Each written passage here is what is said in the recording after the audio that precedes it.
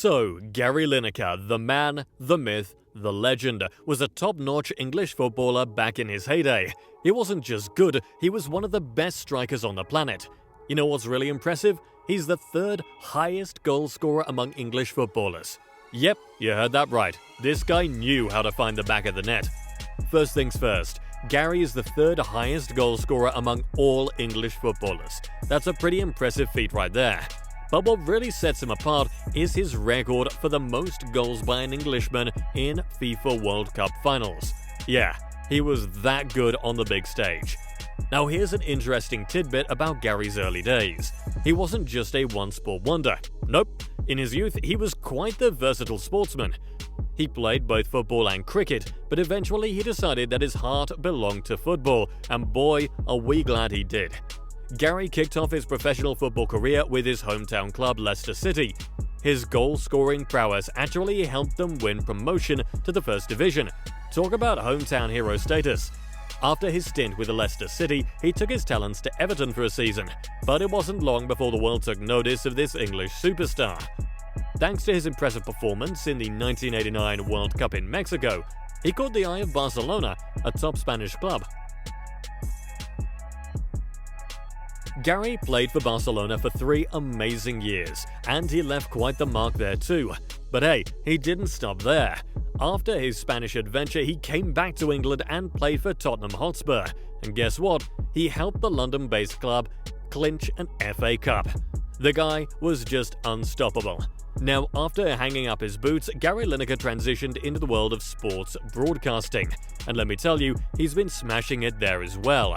He's become a household name in the media world, and he's still keeping us entertained with his insights and amazing commentary. Let's go back in time to Gary Lineker's early days, shall we? So, Gary Lineker was born on November 30th, 1960, right there in Leicester, England.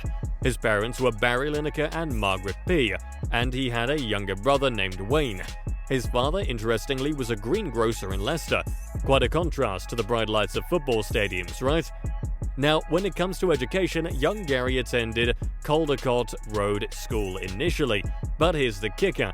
He realized that the City of Leicester Boys Grammar School was a better fit for someone with his passion for football. Smart move, Gary. In school, Lineker wasn't just a one-sport wonder. Nope, he was a true all-rounder. He excelled in both football and cricket. In fact, he was such a cricket prodigy that he captained the Leicestershire School's cricket team for a whopping 5 years. Can you imagine? There was even a moment where he contemplated becoming a professional cricketer instead of a footballer. The guy had some serious talent. Now here's where the story takes a turn. Instead of heading off to university after high school, Gary decided to focus on his football dreams. In 1976, he took his first steps towards becoming a football legend by joining the youth ranks of his local club, Leicester City. And as they say, the rest is history. Alright folks, let's take a closer look at the remarkable football journey of Gary Lineker. Get ready for some goal-scoring magic and memorable moments. Gary's ascent to football stardom began at Leicester City. He quickly rose through the youth ranks and became a key striker for the senior team. His goal-scoring prowess played a pivotal role in helping Leicester City secure a promotion to the First Division in 1980. A star was born. In the 1981-1982 season, Lineker continued to shine, scoring 19 goals for the club. But it was in the following season that he truly made a mark. He emerged as the top scorer in the English Second Division, propelling Leicester City to another promotion to the First Division. Once in the First Division, Gary didn't slow down. In 1984, he ended up as the second highest goal scorer in the league. And that same year, he made his debut for the English national team, representing his country on the international stage. The 1984-1985 season was a standout year for Lineker. He scored an impressive 24 goals to become the highest goal scorer in the league. But then, a big move was on the horizon. Everton, the defending league champions, came calling, and they secured Gary's services for a fee of £800,000.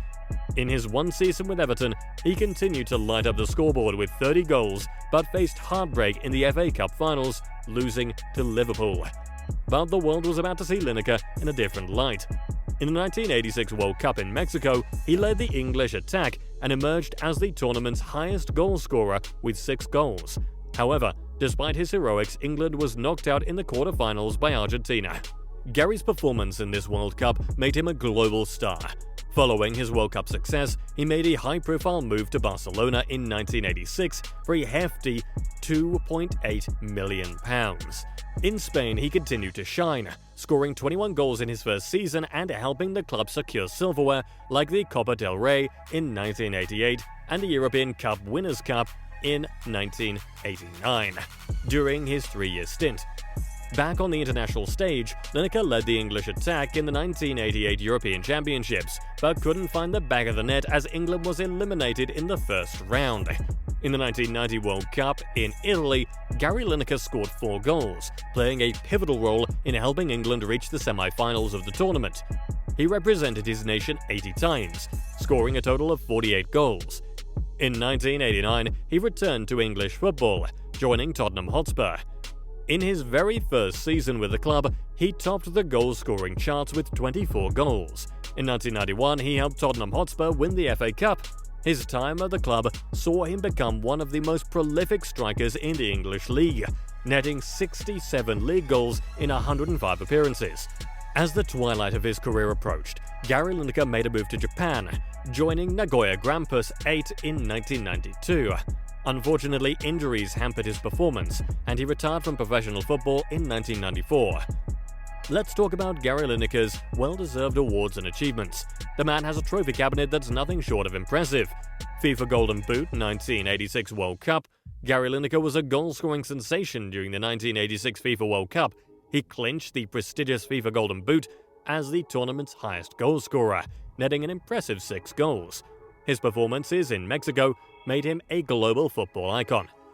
England's third highest scorer. In the history of English football, Lineker ranks as the third highest goal scorer, behind only Wayne Rooney and Bobby Charlton. He found the back of the net 48 times while representing the England national team, leaving an enduring legacy as one of the country's greatest ever strikers. FIFA 100. Gary Lineker's impact on the world of football didn't go unnoticed. He was honored by being included in the FIFA 100, a prestigious list of the greatest living footballers compiled by none other than the legendary Pelé. It's a testament to his skill, talent, and contributions to the sport. These awards and recognitions not only highlight Lineker's incredible talent, but also his enduring influence on the world of football. He's a true legend of the game. And there you have it. The incredible journey of Gary Lineker, from a young lad with dreams of playing football and cricket in Leicester to becoming one of the most prolific goal scorers and iconic figures in the history of English and world football. Gary wasn't just good, he was one of the absolute best strikers on the planet. His goal-scoring abilities were simply out of this world. He's the third highest goal scorer among all English footballers, behind only Wayne Rooney and Bobby Charlton. That's no small feat, my friends. From Leicester to Everton, Barcelona to Tottenham Hotspur, and even a stint in Japan, Gary Lineker's football journey was filled with highs, lows, and unforgettable moments.